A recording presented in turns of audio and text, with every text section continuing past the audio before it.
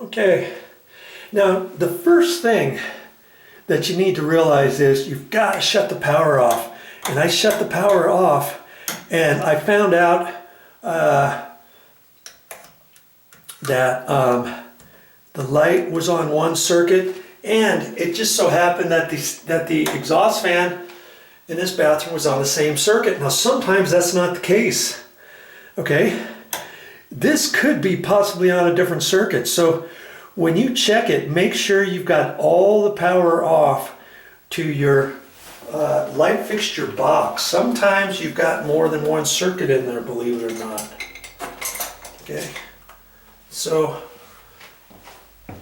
I'm gonna be replacing this. Remember, it had the big scratch marks in there, and this is one that I've saved from before. And see, some of these paddles don't have the nice trim around the side. This one does, some don't. This one's got the line around it, and I want to try to keep like for like because it's got this same type all the way around inside the condo. Okay, and you know, I saved this because it's still good. I didn't need to throw it away or anything, and I'm going to save myself a few dollars. I mean, this paddle switch, if you were to go to the store and get one, it could be $3 or so. This is a single pole light switch. And what does single pole mean? It means that this switch is dedicated only up for one thing.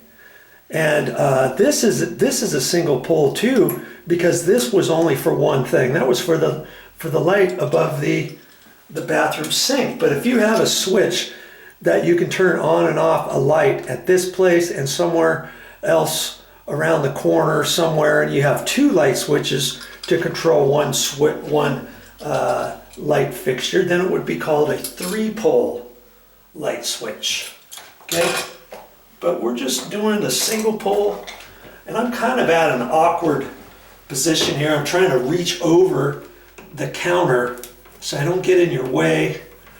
I don't have any light in here. I've got my trouble light in here.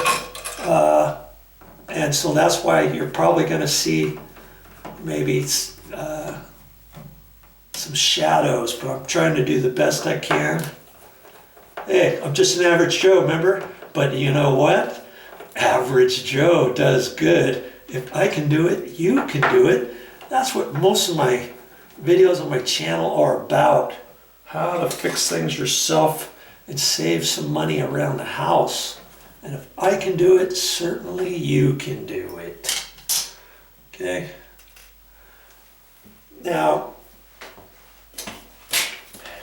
this one switch looks crooked, but I don't think it is. And that's up and down. Now see, when I take this switch out, when I put this back on, I want them to line up. Now, what I could do is I can take my felt tip pen, I could put a mark straight above that. Now I can't do it there because the sheetrock was cut too low, but that's okay. I can line it up, and if I have to, once I get it in, then I can check this out. And if I have to move something, I'll move this over and line it all up and all that kind of stuff. Okay, so once I got it to there, I'm going to undo the mounting screws down here. Boy, that one wasn't going in very far, was it? That's because the box is pushed back inside the wall a little bit, and I'll just have to see if I can reuse the same screws, because see this top screw, look at that. That top screw is not a standard mounting screw. See that? They use something different with coarse threads. And look at their mounting screw on the bottom. Look how short it was. And it was barely going into the plastic box. I'm going to have to put, you know what? For that bottom screw, I'm going to use a drywall screw, 1.25 inch drywall screw. And before I pull that out, let me show you what that looks like. And that's the mounting that's the type of screws I'm going to use. I'm not really going to use these because the box is way back in there. I'll show you that in a minute. Okay, these mounting screws on this light switch I'm not going to use. That's okay. I'll show you a drywall screw next. Well, you know what, for that matter, I think I'm going to use 2 drywall screws. These are number 6 inch and a quarter, and they're coarse threads. See that? Coarse thread meaning they're big threads. You can also buy drywall screws with fine threads. Did you know that? And it's important that when you go to the hardware store, you look for the ones that you want. Fine threads are for metal, like for sheet metal studs or screws of that sort. Now see, here's my one mounting screw. I'm not going to use that, I don't think. I think I'm just going to use 2 drywall coarse threaded screws. And see, you don't really see a screw like that very often. And if I ever needed to use something and have the finished screw show or something like that, maybe I can use that one. I'm going to put that in my box with all kinds of other coarse threaded screws, and I'm going to save that for another time. Okay, so these are going to be my 2 mounting screws for the new light switch. Okay, enough of that. Let's get on with the project, Joe. Okay, let's pull this out of the wall here, and we'll take a quick look at this before I start undoing everything. You see that it's got 2 side screws on there just like these, and then it's got a ground screw on the other side, and see, there's the ground screw right there. I think you can see that. And yeah, you can twist things whichever way you want. And see, I got plenty of room. I don't have to pull that out of the wall or anything. I don't have to worry about this because that one's staying there. I've got plenty of room there, and that's all there is to it. Now you'll see that the existing wires are screwed onto the side here, and that's probably how I'm going to do this next one. But you also see on the back side, see that? There's 2 holes there. I could push them straight in. If they were straight in from before, I could push them in, or if I wanted to take that off, I could. And you see on there, there's a little square notch right there. If you had wires in there to pull them out, you would just push on that with a little screwdriver, push in there on a spring-loaded goodie, and pull these wires straight out. Kaboom. But they decided not to do that, didn't they? They just used the screws on the side of the box, okay? Or the side of that.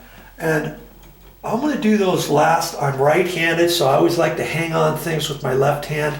And so what do you suppose I'm going to do first? I'm going to do the ground. And see, I can just twist it out here like that. And I'm going to loosen that screw up. And usually you can unscrew that almost all the way, and then you'll feel it kind of back off, kind of tight. And see, it stopped. Now see, I can just pull that off. And on this one here, I can attach it to this screw. And when I flip it up, it's going to be straight up. And you might be wondering, yeah, Joe, but you know, on a standard paddle switch like this, how do you know if that's the top or the bottom? Which way would you install that? Because I always like it where you press on the bottom, that's off. You press at the top, and that's on. And everything in the house should be like that, unless you have a 3-way switch. Sometimes you're going to have one up, and another area you're going to have it down. Okay, but here I want them all down. I don't want to make the assumption, but I can look at this. And usually somewhere along here, you'll see it say top. And you see there, right there, see? It says top. I know that's the top. And there's the ground screw on the left-hand side. The other screws are on that side. That's how that was, right? So no guesswork on that. Okay, so I can just push that out of the way and I can put that right on there and screw it down. But because this is twisted with the wide opening, what I'm going to do is I'm going to kind of pinch it together once I have this on. Now I'm going to look at that, make sure I've got that facing top, which I do. And see, now I can take this and just kind of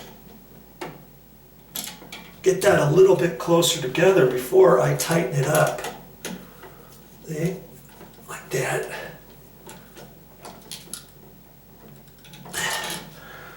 And I got that nice and tight. Sometimes when you flip these around, you could get it loose